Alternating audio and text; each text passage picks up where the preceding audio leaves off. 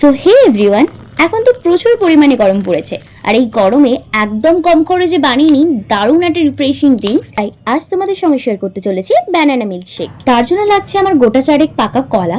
এবার কলাগুলো সব ছাল ছাড়িয়ে স্লাইস করে ভালো করে চপড করে নেব।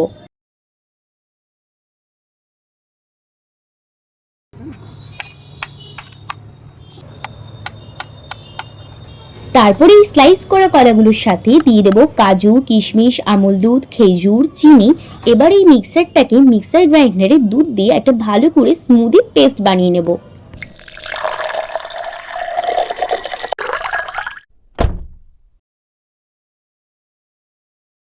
তারপর নিয়ে নাও একটা গ্লাস। প্রথমে গ্লাসে গোটা চারেক আইস কিউব দিয়ে দাও। তারপরে এই ব্যানানা শেকটা ঢেলে ওপর থেকে কয়েকটা বরফের কিউবস দিয়ে আর একটু ডেকোরেশনের জন্য দিয়ে দাও খেজুর আর আমন্ড কুচি। বাস, তাহলে রেডি হয়ে যাবে এই গরমের জন্য একটা পারফেক্ট মিল্কশেক।